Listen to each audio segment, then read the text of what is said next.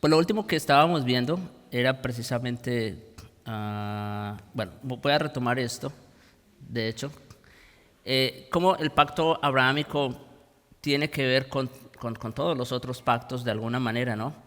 Eh, y específicamente vimos, déjeme ver esta otra. Está bien, partamos de aquí.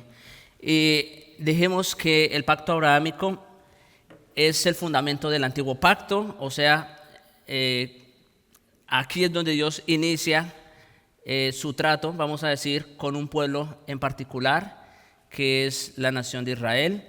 Obviamente aquí todo era inicios, todavía no había un pueblo, ¿verdad?, nacional, instituido como tal, pero Dios ya empezaba a tratar con una familia en particular, y esa era la familia de Abraham.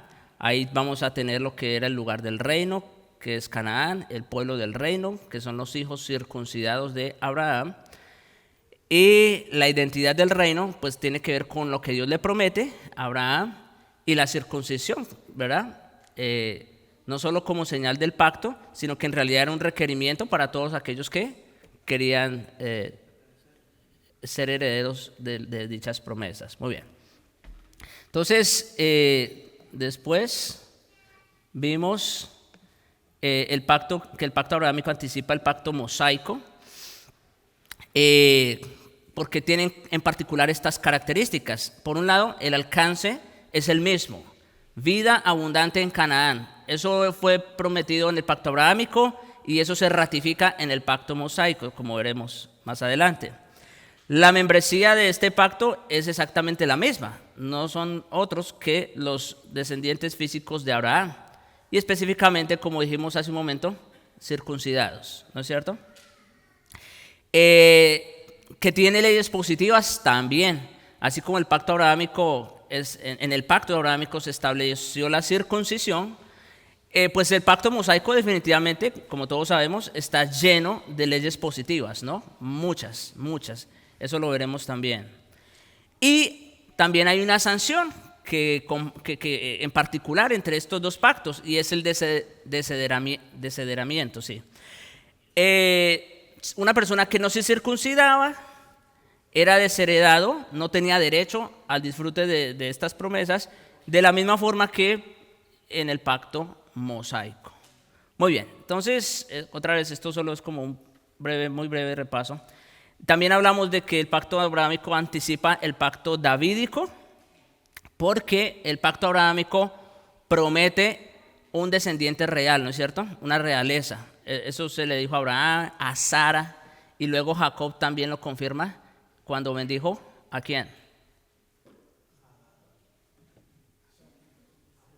A Judá, exactamente, a Judá. Exacto, exacto. Eso está en Génesis 49. Muy bien. Y luego, lo último que vimos es que el pacto abrahámico anticipa al nuevo pacto. Y esto es muy, muy importante. Porque, como digo, aquí es donde ha habido mucha confusión, ¿cierto? Como se ha dicho otras veces, nuestros hermanos presbiterianos, ellos creen que sustancialmente el pacto abrahámico y el pacto de gracia es lo mismo. Pero como hemos visto a lo largo de esta enseñanza, y aquí, otra vez, vemos que no son lo mismo, que el pacto abrahámico es uno, el pacto de la gracia o el nuevo pacto es otro, sustancialmente, ¿verdad? Ahora, ¿qué sí hace el pacto abrahámico con respecto a ese pacto, al nuevo pacto? Bueno, por un lado lo promete. El pacto abrahámico promete el nuevo pacto, eso es verdad, porque promete que su mediador nacería de entre ellos, ¿cierto? La simiente que sería de bendición a todo el mundo. Sí se promete el nuevo pacto, pero ¿ven que es distinto?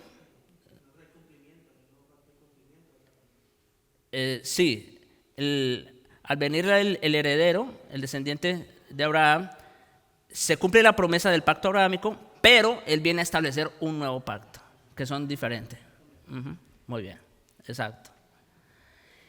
Y también respecto a esto, de que el pacto abrahámico anticipa el nuevo pacto, se dijo que también lo anticipa en el sentido de que prefigura tipológicamente el nuevo pacto, ¿cierto? El pacto abrahámico, hermanos, está lleno de símbolos y tipos que prefiguran a algo distinto de y mayor que, ¿cierto? Ese es el punto. Tiene elementos de representación tipológica que apuntan a algo distinto y superior a él mismo. O sea que otra vez, esto nos está diciendo que el nuevo pacto por naturaleza es distinto y superior al pacto abrahámico. Como se ha dicho otras veces aquí, el antitipo supera al tipo, ¿verdad? En eso estamos claros. Y también se dijo al respecto de que el pacto abrahámico anticipa el nuevo pacto en el sentido de que establece un modelo para el nuevo pacto. El pacto abrahámico establece un modelo. ¿En qué sentido? Bueno, por un lado, en el sentido de que así como a Abraham se le dieron promesas de una forma unilateral de Dios hacia Abraham y gratuita, porque Abraham no tuvo que hacer nada para merecer esas promesas, lo mismo ocurre en el nuevo pacto, ¿no es cierto? Nosotros no tenemos ni podemos hacer absolutamente nada para ganar o merecer esas promesas. Eso por un lado.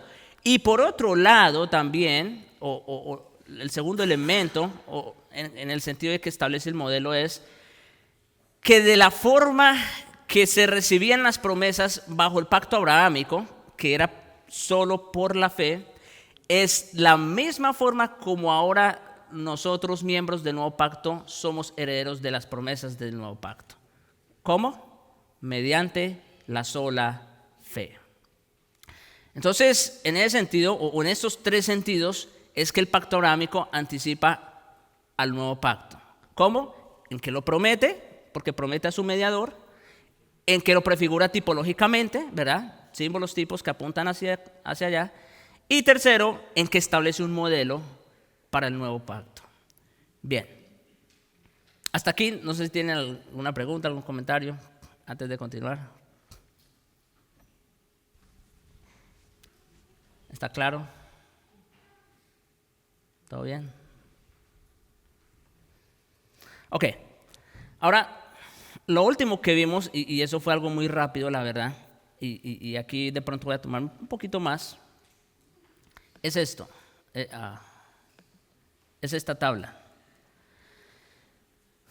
Dijimos que el pacto abrahámico, al final de cuentas, es una analogía o hace una analogía de promesas espirituales.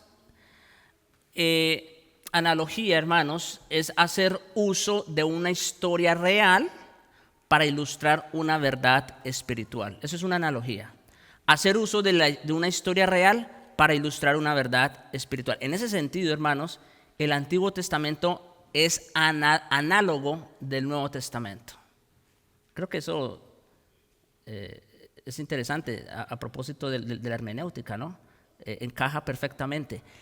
El Antiguo Testamento es análogo del Nuevo Testamento. ¿En qué sentido?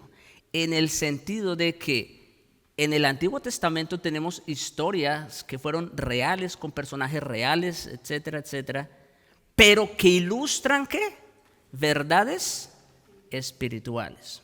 Bueno, Pablo nos enseña precisamente a hacer uso de ese lenguaje en Gálatas 4, en Gálatas 5, cuando él habla de Sara y Agar, ¿recuerdan?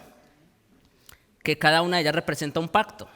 Agar es el pacto de las obras, etc. Sara ilustra o representa el pacto de gracia, exactamente. Y que mientras estuvo en vigencia el de obras, o Agar, estuvo estéril el de la gracia. Pero una vez da a luz la estéril, entonces el pacto de obras, vamos a decir, pierde su vigencia. Eso es una analogía. Y eso es lo que Pablo hizo allá en Gálatas. Ok, entonces, tomando en cuenta ese concepto, esa idea de analogía, vamos a ver cómo el pacto abrahámico es análogo de promesas espirituales. Entonces, vamos a ver aquí rápidamente la realidad física que promete el pacto abrahámico y la verdad espiritual que ilustra dicha promesa. Ambas son importantes, tanto la promesa que se cumple como la verdad espiritual. Ok, entonces, por un lado, la realidad física de la primera promesa, la tierra prometida, ¿no? Que era Canaán. Nosotros ya vimos los textos en su momento de cómo se cumplió esa promesa, de cómo Israel recibe Canaán. Ahora, pregunta, ¿qué verdad espiritual representa Canaán? Es correcto, muy bien, hermanos, muy bien. La Canaán celestial o la Jerusalén del cielo, ¿no es cierto? Muy bien, ahí tenemos los textos que nos hablan precisamente de la Canaán celestial, ¿no? De la que esperan ahora todos los creyentes, todos los miembros del nuevo pacto.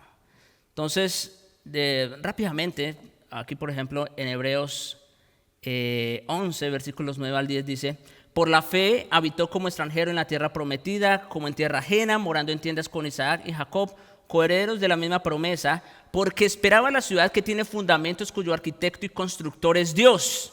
Ahora, esa ciudad no es la Canaán terrenal, vamos a decir, ¿no es cierto? Es la ciudad que tiene fundamentos, cuyo arquitecto y constructor es Dios. Luego, versículos 13 al 16 de Hebreos 11: conforme a la fe murieron todos estos, ya no solo habla de Abraham, sino de sus hijos, etc. Todos estos sin haber recibido lo prometido, sino mirándolo de lejos y creyéndolo.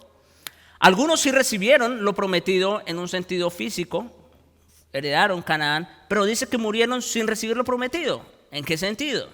Bueno, sino mirándolo de lejos, creyéndolo y saludándolo y confesando que eran extranjeros y peregrinos sobre la tierra.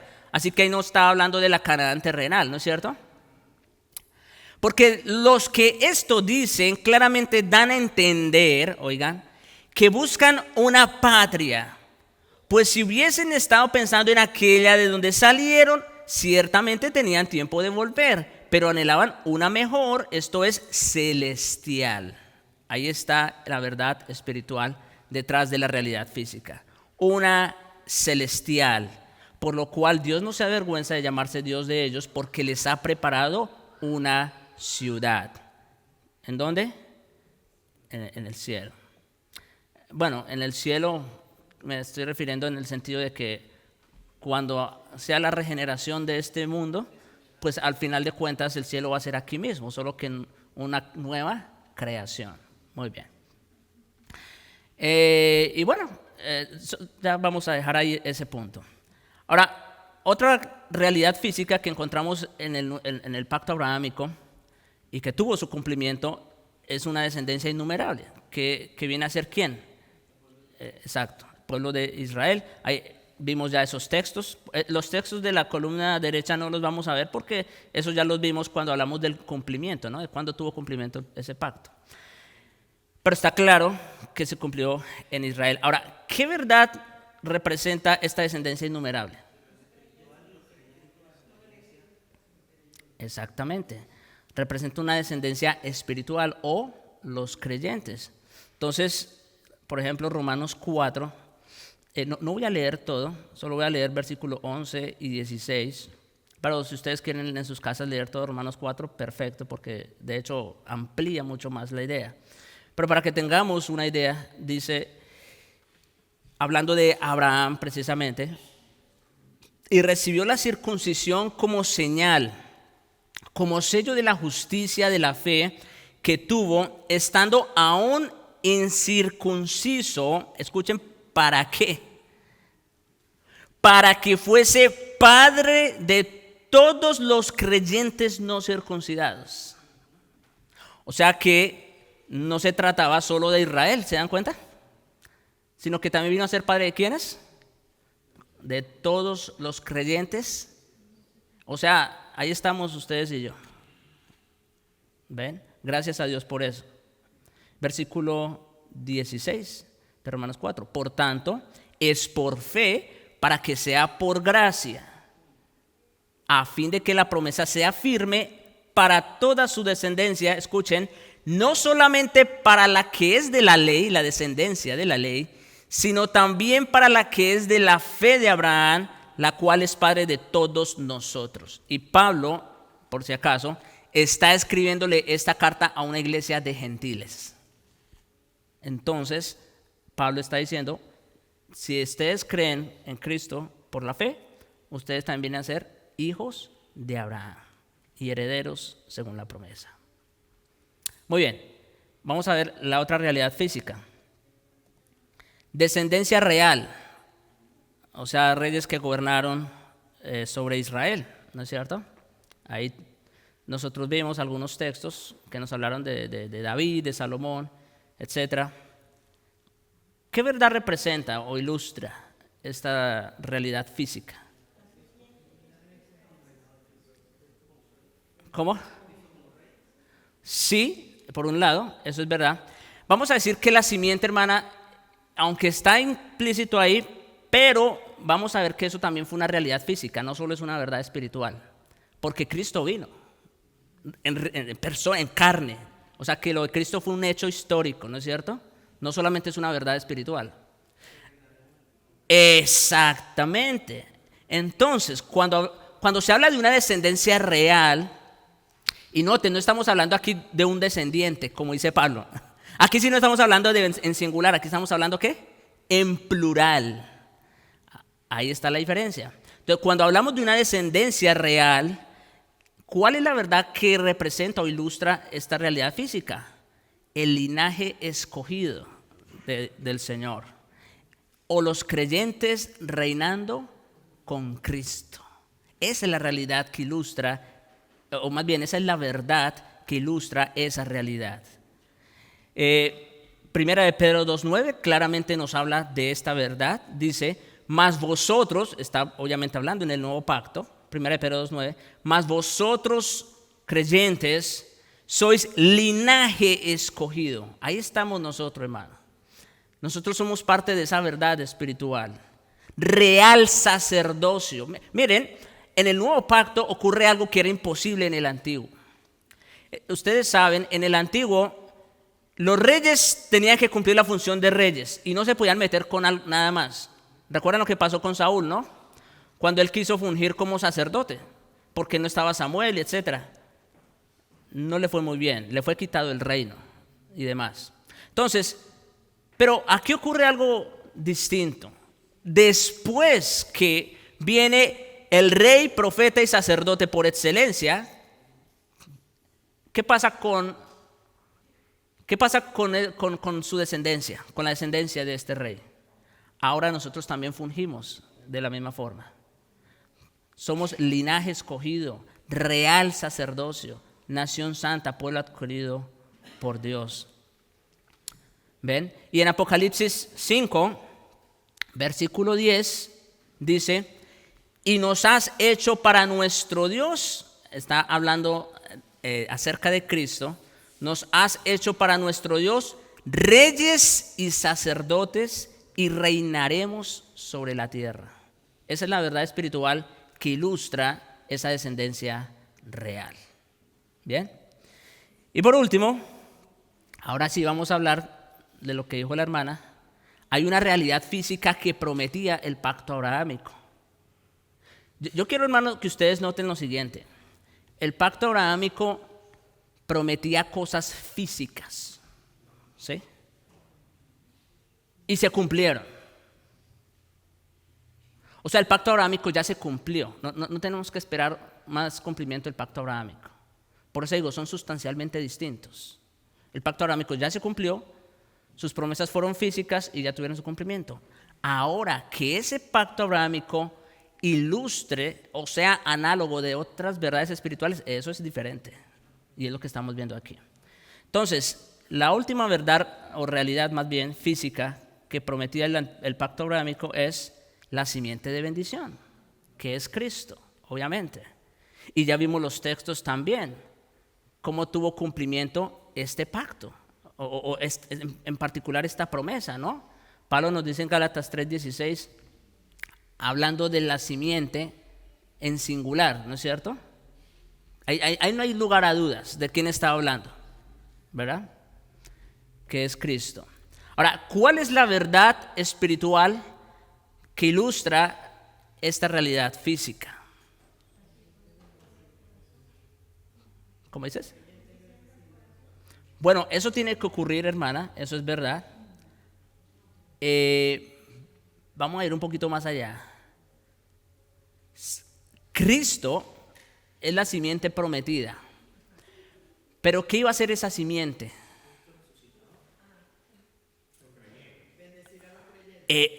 ¿Qué dice? La simiente de bendición. ¿No es cierto? Iba a ser una simiente de bendición. ¿Bendición en qué sentido? Bueno, como dice Pablo en Efesios 1:3, bendito sea el Dios y Padre de nuestro Señor Jesucristo, quien nos bendijo con toda bendición espiritual en los lugares celestiales en Cristo. Entonces, en ese sentido, la verdad que está allí detrás de esta realidad física es los creyentes bendecidos por Cristo. Los creyentes bendecidos por Cristo. Obviamente aquí entra principalmente, no únicamente, pero la salvación. Y de hecho es lo que Pablo sigue diciendo en Efesios 1. Yo no voy a seguir leyendo el texto, ahí está la prédica. Pero cuando dice que nos bendijo con toda bendición espiritual, ¿de qué va a hablar Pablo en el capítulo 1? ¿Ustedes saben? Díganlo. Sí, exactamente, de la salvación. Una salvación que empezó ¿cuándo? ¿Cómo dice el versículo 4? ¿Según qué? Nos escogió. Esa es una bendición espiritual, la elección, ¿verdad? En amor nos, ¿qué? Predestinó. ¿Para hacer qué? Adoptados, hijos suyos. En fin, entonces ahí vemos, hermanos, una serie de ¿qué? De bendiciones con las que somos bendecidos en Cristo. Y claro, como digo, en particular este capítulo y todos esos elementos tienen que ver ¿con qué? Con la salvación, ¿no es cierto? Ahí también tenemos parte del Ordo Salutis, se puede decir, ¿no? Definitivamente. Empieza con Dios en la eternidad, como luego viene Cristo, ¿verdad? Con nosotros, incluso parte de la obra del Espíritu al final. Y luego, Gálatas 3, versículos 8 al 9, dice: y la Escritura, previendo que Dios había de justificar por la fe a los gentiles, recuerden, esto también ya lo vimos, cuando dice la Escritura en realidad es una personificación de alguien. ¿Quién habló por las Escrituras? ¿Quién habló? Dios, obviamente. Entonces cuando dice la Escritura está refiriéndose a Dios mismo. Previendo que Dios había de justificar por la fe a los gentiles, dio de antemano la buena nueva a Abraham. ¿Ve? Dios previendo, según el anticipado conocimiento o consejo de su voluntad, dio de antemano la buena nueva a Abraham diciendo: en ti serán benditas todas las naciones. Ahora, ya lo sabemos, no es que todos los descendientes físicos de Abraham van a heredar, no, ¿verdad? Pero Dios previendo, como dice aquí, lo que iba a venir después, dijo en ti. Después de que ofrece a Isaac, entonces ya dice: en tu simiente serán benditas todas las familias de la tierra. De modo que, sigue diciendo Pablo, versículo 9, de modo que los de la fe son ¿qué? Bendecidos con el creyente Abraham. ¿Sí? Abraham fue bendecido en su momento, y eso que él tenía muy poca revelación con relación a lo que nosotros tenemos ahora, ¿verdad? Pero Abraham fue bendecido y murió viendo, como vimos en Hebreos, ¿no? Aquella ciudad celestial.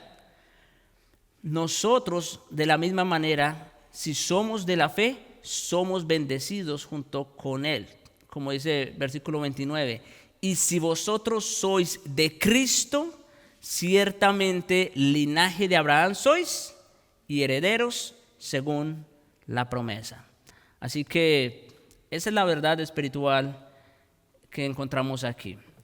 Mis hermanos, para terminar, podemos notar entonces que aunque el pacto abrahámico fue de carácter netamente físico y temporal, no espiritual y eterno, como lo presentan algunos, sí ilustra y apunta a ciertas verdades espirituales, que pues son las que acabamos de ver aquí.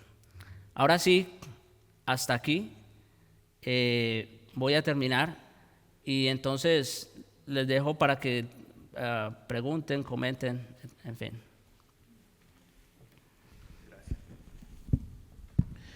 Sí, nada más quería hacer una aportación ahí para que no se vayan a confundir.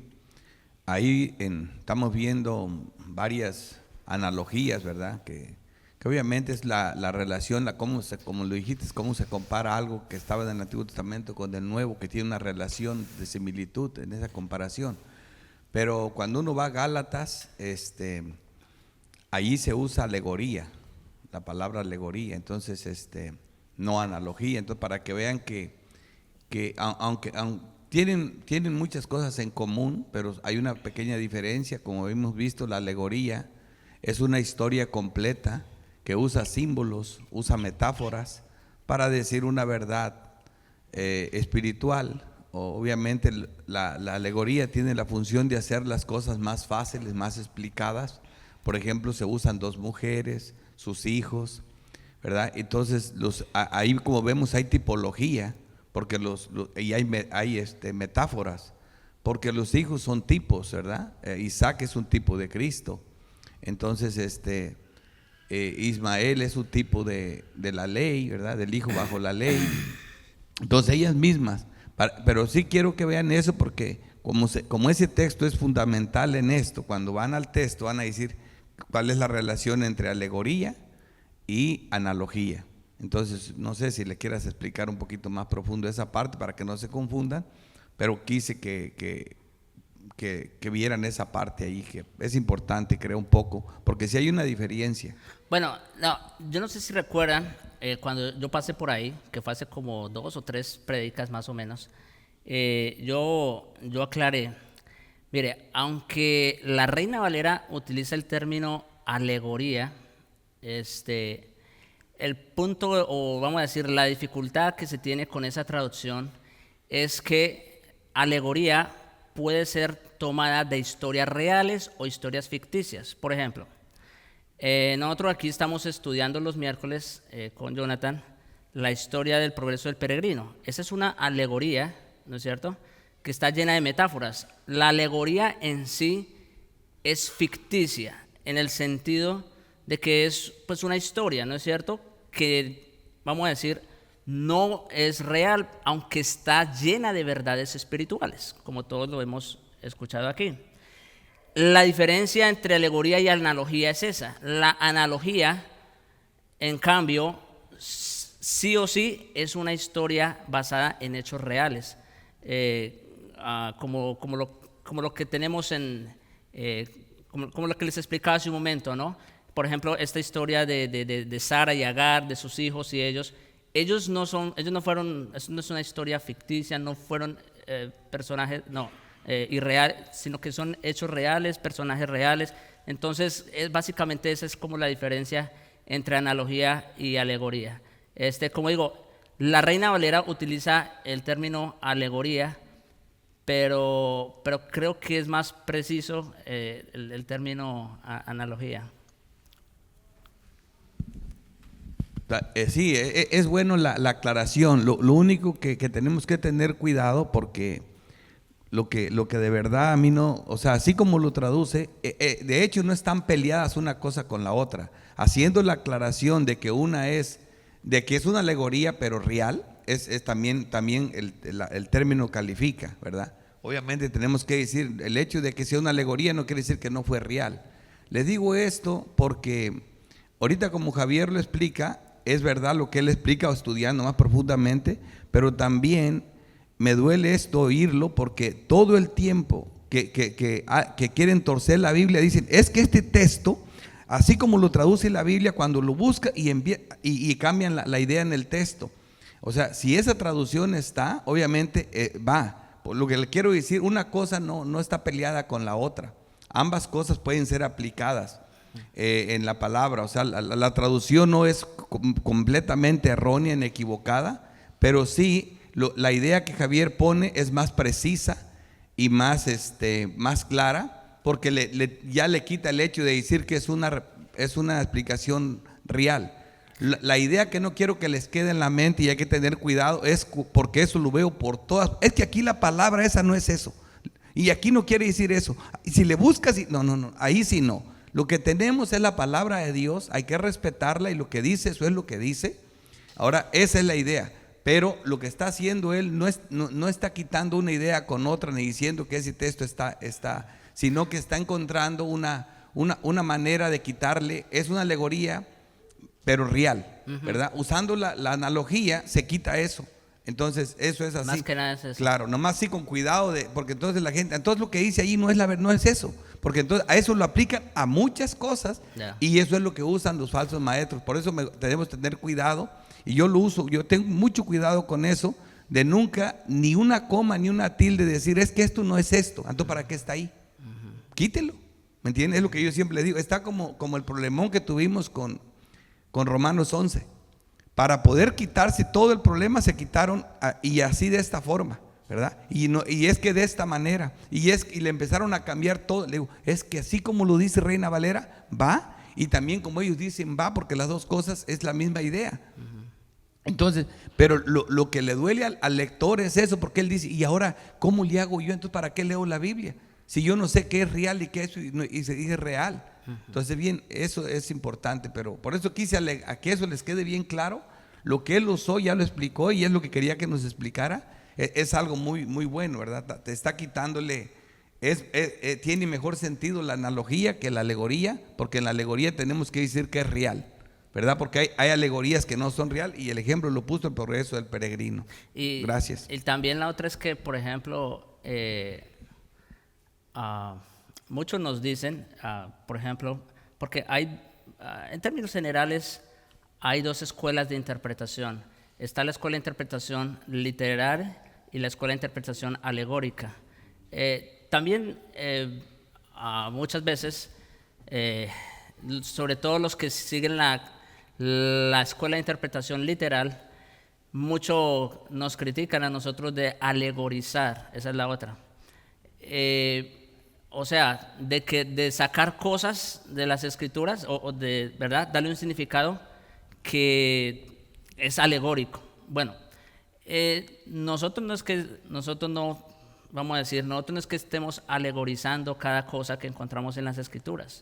Simplemente hay que entender el lenguaje. Esto tiene que ver otra vez con toda la hermenéutica, ¿no? Hay que entender qué tipo de lenguaje se está usando, ¿verdad? Qué verdades está enseñando o está ilustrando el texto, ¿verdad? Porque si nos quedamos solo en lo literal, como enseñan algunos, entonces ahí sí vamos a crear caos y confusión. Exacto. Entonces, ¿verdad? Entonces, en ese sentido, bueno, pues también, ¿verdad? Pero sí, lo que dice también el pastor Ricardo es solamente haciendo una aclaración, ¿no? Esta es una alegoría basada en hechos reales, ¿no es cierto? Más que nada sería hacer esa. Su mejor definición es esa que le diste. Nada más que para cuando ellos vayan ahí, lean el texto y digan, ¿por qué está mencionando el pastor la analogía? Y aquí dice alegoría, ¿verdad? Y si le dice uno, no, es que el texto no es, entonces como que se pueden confundir. Sí. Ok. Sí, Dani.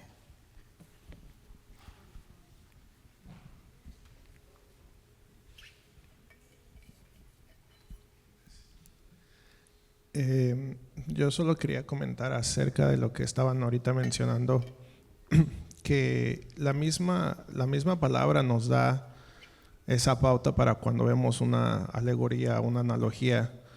El ejemplo que puedo traer es cuando Pablo nos habla de que la piedra, de cuál piedra que se refería era con Moisés, ¿no? Que le pega y le dice, y la piedra, la roca era Cristo. O sea, mismo Pablo está usando ese tipo de lenguaje para aclararnos, lo cual en aquel entonces los israelitas no sabían que la roca era Cristo. Pero nosotros sabemos ahora que era Cristo. Y hay muchos ejemplos de eso, ¿verdad?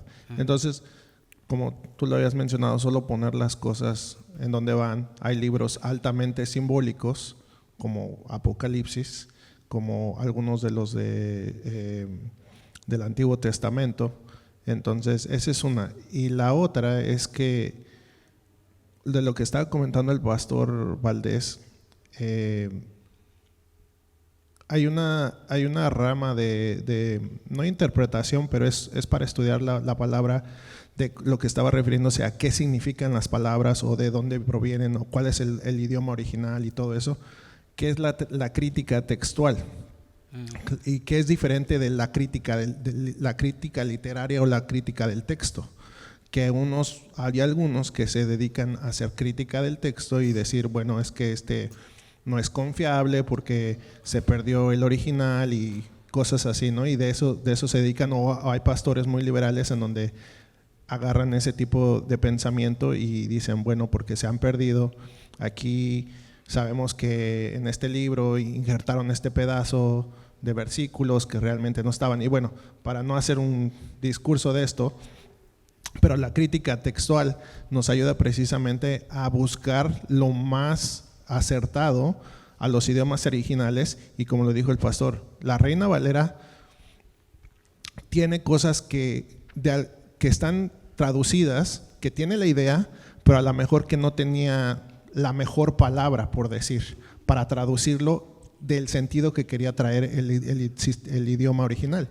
Y bueno, ahí entra también el tema de las traducciones dinámicas y las traducciones literarias y todo eso, pero que sí no nos confundamos que porque sea una traducción dinámica entonces no tiene ningún valor o ningún sentido, puesto que las nuevas traducciones por la crítica textual han traído o han no mejorado o cambiado el sentido de lo que quiere decir las escrituras, pero sí nos han dado un sentido mejor de acuerdo al contexto y a todo lo que se ha encontrado en otros manuscritos más antiguos que se han encontrado. O sea, como tú lo dijiste, no es ni una ni la otra, no es todo alegórico, no es todo literal.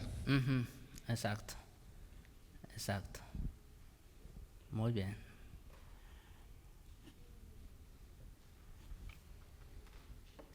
Bueno, listo, hermano. ¿No hay más preguntas hasta aquí? ¿Comentarios? No. Ok. Entonces, mi propósito aquí, con esta tabla, como les decía, era que quedemos claros en cuanto a las realidades que prometía el pacto abrahámico, ¿verdad? Las realidades físicas que prometía el antiguo pacto, que ya tuvieron su cumplimiento, y las verdades espirituales que ilustraba o representaba. Esas verdades espirituales, bueno, esa pregunta también, pero estas verdades espirituales, ¿dónde se prometen? ¿Cómo? No, las verdades espirituales. Las físicas se prometieron en el abrahámico y ya tuvieron su cumplimiento. Las espirituales, ¿en dónde se prometen? Exactamente. Esas van a venir ¿en dónde? En el nuevo pacto. Exactamente. Muy bien. Imagínense, para que tengan una idea, Cristo no se promete en el nuevo pacto. Cristo no se promete en el nuevo pacto. Cristo es el mediador del nuevo pacto, que es diferente, ¿cierto? Y Él es el que va a hacer realidad todas las otras promesas en el nuevo pacto, ¿cierto? Bien. Ok, hermanos, ahora yo creo que vamos a introducirnos apenas en lo que es, aquí antes de seguir con lo que es el pacto mosaico, quise traerles esta otra tabla para que vean ustedes. ¿Recuerdan que dijimos que el pacto abrahámico es el fundamento del antiguo pacto, no es cierto? El antiguo pacto está compuesto en esencia de ¿cuántos pactos? Entonces, de 3 pactos, que son el pacto abrahámico, que da inicio al antiguo pacto, el pacto mosaico, ¿no es cierto?, que le da forma, y el pacto davídico, ¿no es cierto?, que es como el clima, se puede decir, de todo lo que es el antiguo pacto. Entonces, y todo esto tiene que ver ¿con qué? Con el reino de Israel. Acuérdense, hermanos, acuérdense que nosotros estamos viendo los pactos en función del reino o de los reinos. En el reino de la creación, ¿qué pactos vimos? El adámico y el noémico. Muy bien. Esos tenían que ver con toda la creación, ¿verdad? Ahora, estamos en el reino de Israel, no pierdan de vista ese contexto. El reino de Israel empieza con el pacto abrahámico. Allí tenemos la constitución del reino, ¿no es cierto? Allí se define el pueblo y lugar del reino mediante promesas pactuales, específicamente Israel en Canaán. Eso en cuanto al pacto abrahámico. Luego llegamos al pacto mosaico y allí tenemos la formalización del reino. El reino fue constituido cuando Dios entregó sus promesas a Abraham, pero ¿cuándo es que se le da forma en realidad a ese reino? Bueno, cuando llega, ¿verdad?, Moisés, el Éxodo, en fin. Entonces allí se despliega y se amplía el reino mediante el cumplimiento de las promesas pactuales y la entrega de la ley. Esto es importante. Allí en Éxodo nosotros tenemos cómo Dios empieza a cumplir las promesas que le había hecho a Abraham y a sus hijos, ¿no es cierto? Y no solo eso, sino que también les da, ¿qué? La ley, bajo la cual ahora sí el pueblo formalmente constituido iba a seguir adelante. Y luego, en el pacto davídico tenemos la manifestación suprema del reino. Como les decía, ese es como el clímax, ¿no?, de lo que es el reino de Israel. Alcanza su máxima expresión con la institución formal de un rey.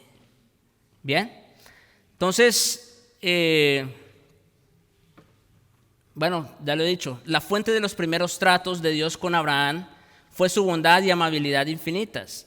Que Abraham y su familia debían ser la matriz de la bendición del mundo y recibir la oportunidad de vivir en Canaán no fue el resultado de ninguna bondad o mérito en ellos. Por el contrario, fue el resultado de la gracia benevolente y amabilidad de Dios.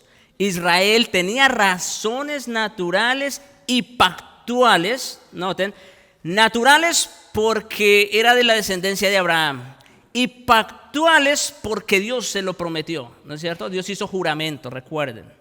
Entonces, Israel tenía razones naturales y pactuales más que suficientes para servir a Dios y obedecerle por gratitud y agradecimiento. Pero su esclavitud en Egipto y éxodo de Egipto proveyeron un contexto aún más enriquecedor para su obediencia. Ustedes recordarán, lo vamos a ver quizás en un momento, ¿qué fue lo que Dios le dijo a Moisés cuando lo llamó? ¿Verdad? He visto la aflicción de mi pueblo, ¿verdad? Y vengo en cumplimiento de lo que les prometí a vuestros padres. ¿Sí? Entonces vemos eso. Aquí tenemos el cumplimiento.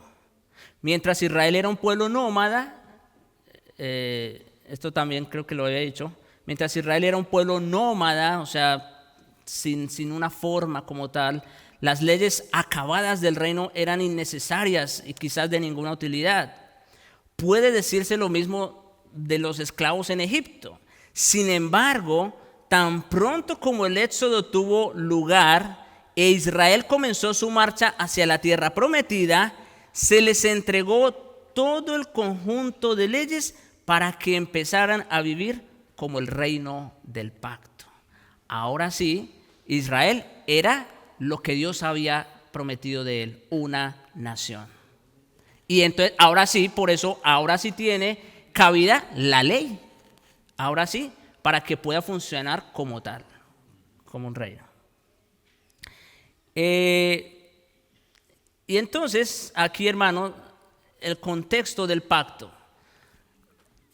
En cuanto al contexto del pacto, tenemos que decir, por un lado, o la primera cosa que tenemos que decir es la promesa de opresión y aflicción. Sí, mis hermanos.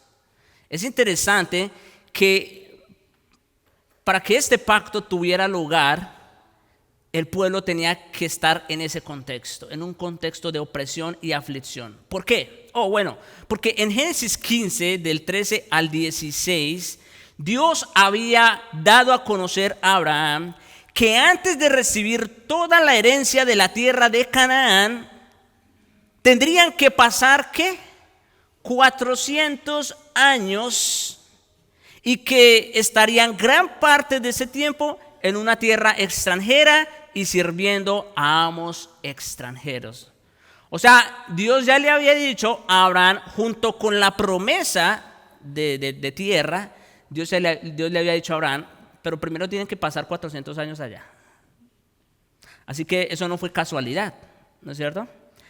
Sino que así lo había dispuesto Dios. Ese es un periodo de tiempo considerable. Escuchen esto, para un esclavo israelita que creció en Egipto, ustedes trasládense por un momento al contexto. Para un esclavo israelita que creció en Egipto, piensen ustedes, qué sé yo, en los hijos de José, o quizás más bien en los nietos, y así sucesivamente. Estos muchachos que crecieron en Egipto, las historias de sus abuelos eran solo historias. O sea, así como, porque antes, recuerden que ellos no tenían la Biblia. Antes esto era por tradición oral, que se pasaban las promesas y todo lo demás. Era por tradición oral. En otras palabras, sus padres, sus abuelos, ¿verdad? Contándole a sus nietos, etc. Entonces, piensen en esto. Las historias de sus abuelos para ellos quizás eran solo historias. Las únicas cosas que conocían eran la esclavitud y el esplendor del antiguo Egipto. Eso era lo que ellos conocían solamente. Los nombres de Jacob, Isaac y Abraham eran solo nombres para ellos que seguramente sus padres y sus abuelos les mencionaban. Pero fue en este contexto que los israelitas clamaron al Dios que apenas conocían. Obviamente, junto con todas estas historias, ellos, ¿verdad?, decían, miren, Dios nos dijo esto, Dios nos prometió esto. Entonces, en Éxodo 2, 23 al 25 leemos, aconteció que después de muchos días murió el rey de Egipto, y los hijos de Israel gemían a causa de la servidumbre. Entonces pensemos en esos nietos y bisnietos de esta generación. Ellos ya estaban, ellos no tuvieron la dicha que tuvo José y su familia, ¿verdad? Muere ese rey y se acaban los privilegios. Entonces empezaron a gemir a causa de la servidumbre y clamaron. Y escuchen, y subió a Dios el clamor de ellos con motivo de su servidumbre. Y oyó Dios el gemido de ellos. Y oigan, se acordó de su pacto con Abraham, Isaac y Jacob. Y miró Dios a los hijos de Israel. ¿Y qué palabra usa? Y los reconoció. Eso es como los amó. Vemos, hermanos, entonces que Dios vino en cumplimiento de su pacto. Dios había dicho que los descendientes de Abraham tenían que pasar no menos de 400 años en Egipto, viviendo como esclavos, ¿verdad?, para entonces Él venir en su liberación y rescatarlos. Y eso es lo que estamos viendo ahí. Dios había prometido desde Génesis 15 que el cautiverio de Israel finalizaría en 400 años. Éxodo 12, versículos 40 al 41, dice, el tiempo que los hijos, esto ya es cuando salen, el tiempo que los hijos de Israel vivieron en Egipto fue ¿de qué? 430 años. Y sucedió que al cabo de los 430 años, en aquel mismo día, todos los ejércitos del Señor salieron de la tierra de Egipto. Bien, hermanos, esa es la primera parte del contexto.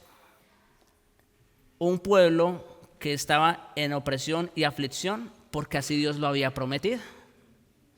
Y rápidamente, no voy a avanzar más, pero es interesante, hermanos, cómo Dios también promete eso, ¿no?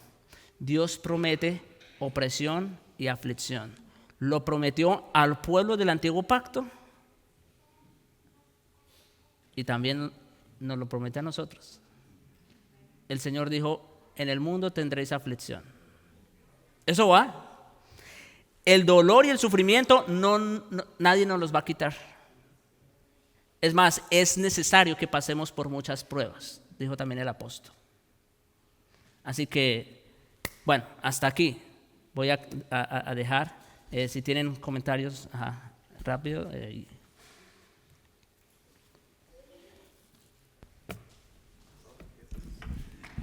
Mira, ya sé que ya se terminó el tiempo, pero todavía tengo tiempo de hacerles ¿cómo sería? No recordatorio, sino aclararles algo, porque con esto en mente van a disfrutar más lo que viene. Esto que estamos aquí, como te digo, como ahorita lo mencionaste, es algo que nosotros estamos viviendo. Todos sabemos que nuestro camino hacia la Canaán celestial, siempre hablamos que es el camino del desierto, ¿verdad? Pero ese es el camino que imparte un creyente cuando nace de nuevo, hasta el día que llega al cielo. Es el desierto de Canaán. Pero el tiempo de Egipto, los 400 años representan el tiempo que vivimos en el mundo. ¿Me entienden? Entonces, todos vivimos en el mundo y todos salimos del mundo, ¿verdad? Entonces, por eso esa diferencia la vemos remarcada en Efesios 2. Lo que éramos antes y lo que somos ahora en Cristo. O sea que prácticamente tenemos dos peregrinares. El que peregrinamos por el mundo sin Cristo, cuando éramos esclavos del diablo. Allá eran esclavos de Faraón, que representa al diablo. Egipto representa el mundo y su esclavitud, sus placeres, sus deseos, ¿verdad? Pero luego, a partir de ese momento, todavía nos toca otro peregrinar, el desierto, ¿verdad? Donde pasamos por diferentes pruebas para llegar a la Canaán celestial. Y depende cómo caminemos y avancemos en el desierto, según cómo obedezcamos. No todos, por eso digo, millonarios son pocos, pero para eso se necesita fe, obediencia, y tenemos el ejemplo de José y de Caleb. ¿Me entienden? Dos personajes que realmente, la mejor tierra de Canaán se le dio a Caleb. De 80 años luchó como un joven de 40 años y destrozó y hizo tiras. ¿Por qué? Porque era un hombre de fe, un hombre que le creyó a Dios. Y los que le creen a Dios se gozan. Ahora te imaginas la vida de Josué, al lado siempre de Moisés. Después quedarse con el mando de Moisés, ¿verdad? O sea, eso es una vida hermosa. Fue un líder, un hombre que siempre dijo, yo en mi casa serviremos al Señor. Un hombre que no se acobardó, un hombre que caminó con Dios. Entonces, siempre esas metáforas, esas alegorías del Antiguo Testamento, como le llamo maqueta, son libros históricos que nos narran nuestras propias vidas. Es algo que realmente ocurrió y que va a volver a ocurrir.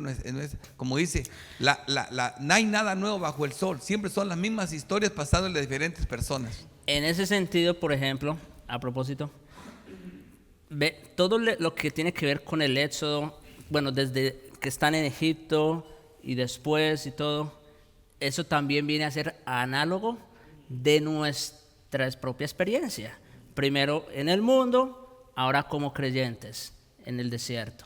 Y con la mira en la Canaán celestial. Todo eso es analogía de lo que es también la vida cristiana. Y rápidamente, solamente quiero hacer un énfasis aquí en un texto que traje. En Éxodo 12:41 dice, y sucedió que al cabo de los 430 años, en aquel mismo día, todos los ejércitos de Jehová salieron de la tierra de Egipto. Ahora, la única razón de por qué traigo este texto ahorita es porque esto de alguna manera nos introduce a la prédica que vamos a tener ahora. Porque me llama la atención, dice, todos los ejércitos del Señor. Y aquí no está hablando precisamente de ángeles. Aquí está hablando del pueblo de Dios. El pueblo de Dios que va a salir a luchar y a batallar en el desierto todos los días. Pero bueno, eso ya le toca a Pastor Ricardo. Bueno, vamos a orar para terminar. Padre bueno y misericordioso, gracias te damos, Señor, por esta enseñanza que nos dejas, reconociendo, Señor, que toda tu palabra es verdad, que toda ella es viva y eficaz, que toda nos enseña, nos exhorta y nos anima. Gracias te damos, Señor, porque ahora podemos ver que todas estas historias del Antiguo Testamento no son solo historias, Señor, sino que en realidad tú tienes un propósito con todas ellas, que nos enseñas verdades espirituales que tienen que ver con nosotros también. Gracias te damos, Señor, porque tú las usas para nuestra edificación, para nuestro crecimiento. Y te rogamos, Señor, que asimismo prepares nuestros corazones, Señor, para el tiempo de adoración que viene y para escuchar tu palabra. Te lo pedimos, Señor, en Cristo Jesús. Amén.